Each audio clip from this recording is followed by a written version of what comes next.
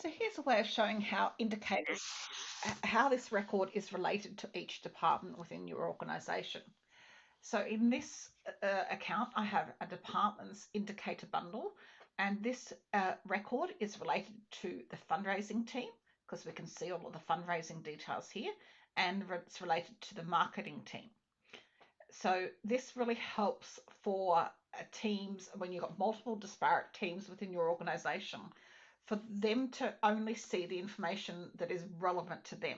So if I was a part of the marketing team, I could hide this organization funding details panel if that was important, and show a marketing details panel. And I'll show that in a different video. So, but this is just the highlight one, which is this account is related to this team. So it helps other teams say, well, I don't know anything about this account, but I know the marketing team is doing something about it, or I know that this is as important to the fundraising team. So let's have a look at another account. So this one here, it is again marketing and fundraising team. But if I go to this account here, it's got only marketing. So I've actually hidden the fundraising icons there because this person is only a person related to the marketing team and it's not related to anything else. So it depends on the teams you have within your organization. You could have finance, you could have grants, you could have anything, education, whatever type of organization you run, you will have different departments that require different records. It might just be the finance team relating to suppliers and the fundraising team relating to fundraising, or it might be customers, that the marketing team want to see customers, or something along those lines. And of course, this is only specific. You might have better indicators for your organization. It might be that this is a customer, or this is a funder, or this record is that. This department's example is just one example. Okay, so how did I make this? So how did I make these indicators? Well, in this demo, I cheated and just said if they had a total number of gifts, at all, I've included them as fundraising.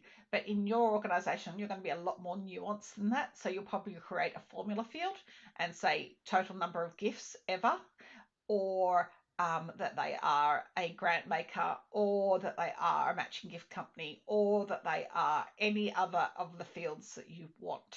Okay, to include, to say what makes them as part of the fundraising department in your organization.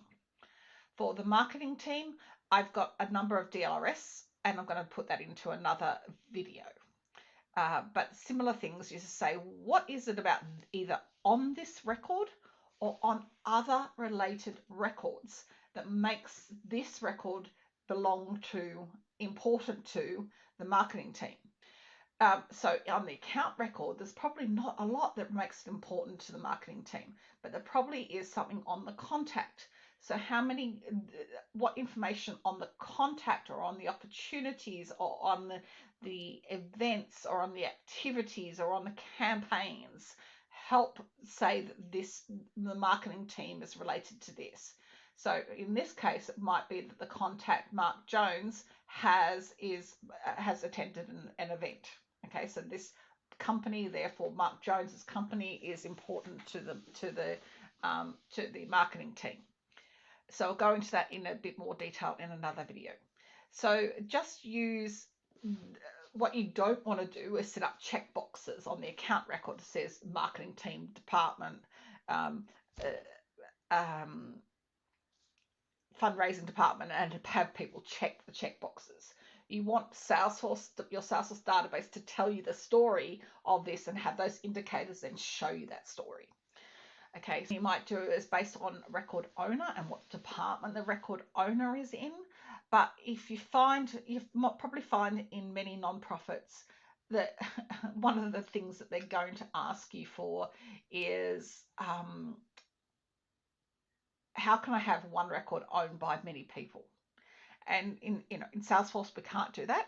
But what you can do is use something like relationships or another custom object to say this person is the account manager for, or the key contact for this user, is a key contact for this a company, and that in turn could help you roll up to say that this is departments. Okay, so relationships is good, but I prefer to use it for just actual personal relationships, not with people in your company. You want to use that with people, how in your constituents are related to each other. Okay, so you might want to build a custom solution if your organization requires much more detail on departments. But try to let Salesforce tell you what the departments are. Say you've got an opportunity that is of record type of events opportunity, then you would roll that up to number of events opportunities on the account record or on the contact record, and then roll that up to the account record and show that as being how that the marketing team has involvement in it. So the events team, you might split it out between, at the moment I've got marketing and events together. Your organization might want marketing and events separately. So, and it might not be departments, it just might be key reasons why this account exists, because it's got fundraising, because it's got events, because it's got other marketing, like for example Campaign Monitor or MailChimp. When you've got those integrated, you can usually tell that you can see which lists they're on. You can even maybe see, depending on how you've got it set up, when they've last clicked on a marketing email. So if they've been highly engaged in clicking on a marketing email, you can say that makes them the criteria to be part of this marketing department. Marketing department wants to know about this.